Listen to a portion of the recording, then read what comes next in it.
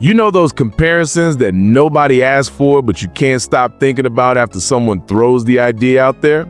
So today we're going to put face to face two figures that represent extremes in their universes. Thragg, basically the final boss of Invincible, the strongest Viltrumite until the end, but I won't give spoilers, and Raditz, who, well, is Raditz. The guy lost to Goku and Piccolo, even having triple the power of each one, and still got beat up by his 4-year-old nephew. 3 if it's the manga version. Let's compare Thragg, the most dangerous guy of the Viltrumite race, with the most humiliated Saiyan of the Dragon Ball franchise. And yes, I know this seems disproportionate, but hold on. Incredibly, this fight has plenty to discuss. Thragg is way above standard Viltrumites. Like, he toys with Nolan and schools Mark, even when they're at their peak, at least before the final time skip. Meanwhile, Raditz is so ignored in power debates that if you type top 100 weakest Dragon Ball characters, he might not even make it because the algorithm forgot he exists. But it's true, Raditz isn't that weak. For a standard Saiyan from Universe 7, he's actually strong, just not strong compared to the surviving Saiyans. And here comes a question that few people analyze calmly. The power comparison base in Invincible generally revolves around that dubious feat where 3 characters need to hit a specific point of a planet with an unstable core, and boom.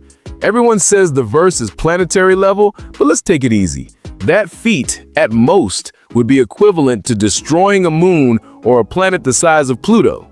It doesn't come close to what the Dragon Ball crew does while warming up. But Thragg completely escapes this pattern. He destroys the surrounding scenery just with brute force, beats Battle Beast in a fight that practically reshapes the planet, and still puts Nolan and Mark to sleep without even breaking a sweat. Nolan even lands some hits, but it's like when I hit the gym. We pretended it counted. Okay, I think I exaggerated. Oh, and there's that argument about the laser beam that would destroy a solar disk and enter the list of weapons capable of killing Viltrumites, but completely useless. Because if that weapon were all that, we wouldn't have 3 top-tier Viltrumites struggling so embarrassingly at other moments in the story. The comic itself debunks this idea, so it doesn't stick. Look, there comes a time when we need to be honest with the fandom. There are arguments that people only repeat because they saw it on a forum and thought it sounded good. There's this laser that destroys the solar disk thing. But man, if these Viltrumites are so strong, why would they need a weapon to do that job? It's like a wooden door. It's forced. It doesn't fit. And Invincible's own universe logic debunks it easily. So no, nobody there, not even Thragg, is bumping into stellar level, unless you're talking about a shooting star there, maybe. And before someone comes with that old, but Omni-Man is in Mortal Kombat, take a deep breath. Participation in crossovers doesn't count as a power argument. If so, Goku won Mario Kart because he appears in all the racing memes. Seriously. But let's get to what matters. Speed. This part is actually easy to measure in Invincible's universe because there's a clear standard. Thragg is faster than Omni-Man. Period.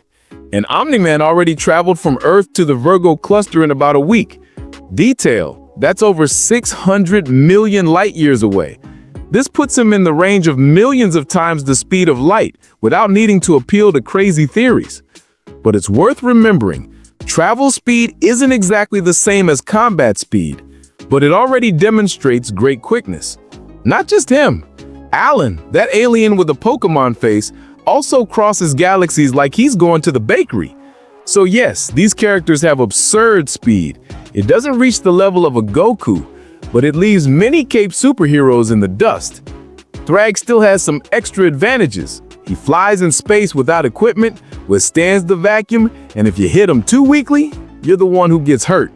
So he's like that buff uncle at the gym who doesn't even feel it when some kid tries to push him in soccer. But enough about Viltrumites. Let's dig up Raditz. Raditz is like that older cousin who got beat up at school and never recovered his reputation. But look, he was once Earth's boogeyman. When he arrived, nobody there had a chance. He was stronger than Piccolo, who, just to remind you, threatened to destroy the planet easily.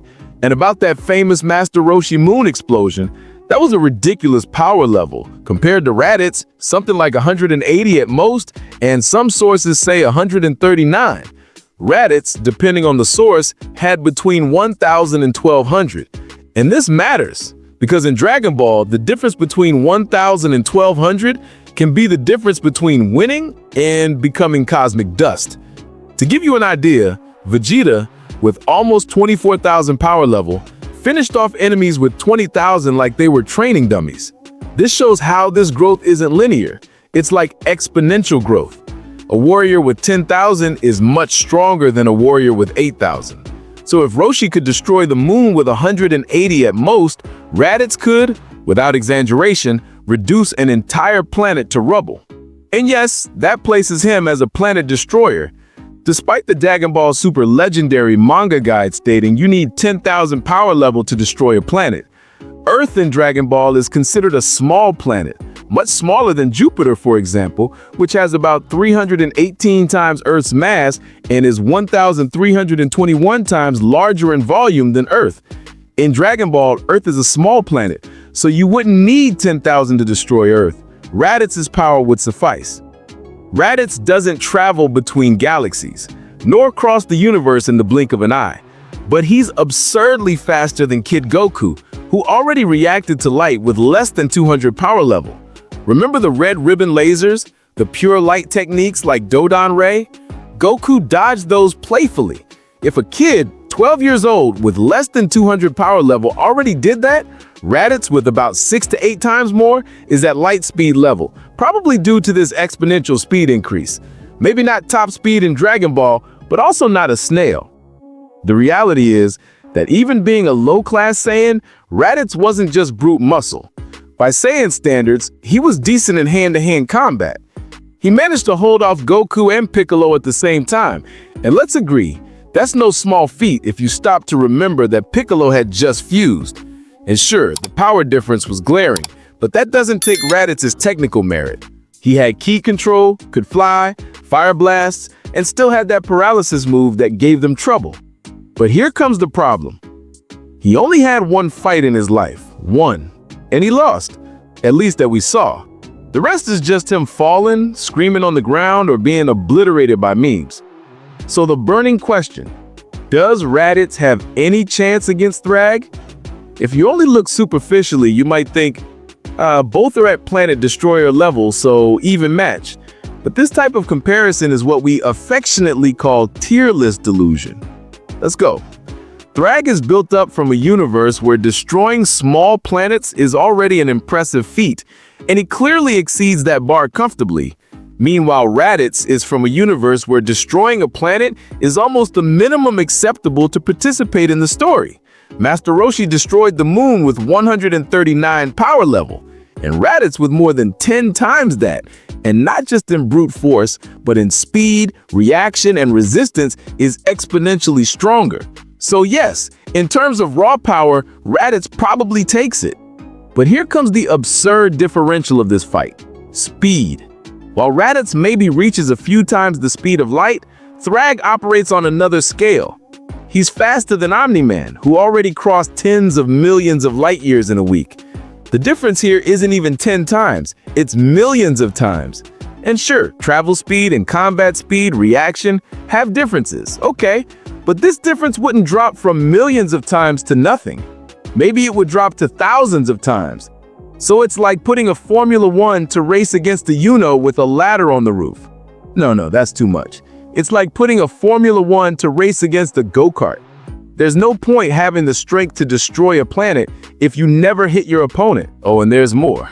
Raditz doesn't breathe in space. Thragg does. This may seem like a detail, but in a life or death battle, flying off to space and watching your enemy pass out from lack of oxygen is one of the easiest tactics Thragg could use. Imagine the scene. Raditz starts getting nervous, goes too high in the atmosphere, and passes out like a birthday candle.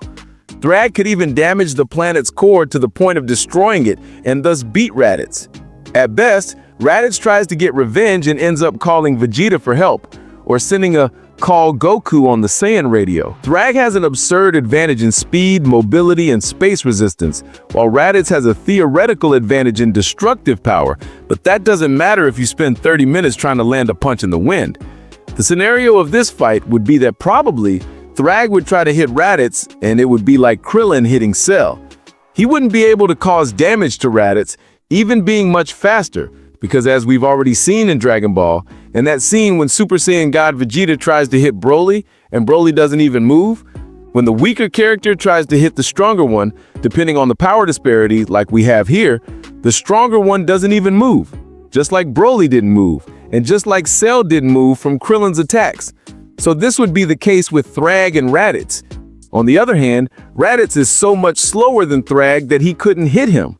So it would be a practically tied fight with Thragg having an advantage that he could try to destroy the planet's core, and if he didn't die from the explosion, he could win. So yes, the Invincible verse won this one finally, and there's the clean victory. Even so, with a certain balance, but one of the most bizarre battles of all to date. Give your opinion in comments. Leave a like on the video, subscribe to the channel, and press the bell icon, which is very important to continue bringing this type of video.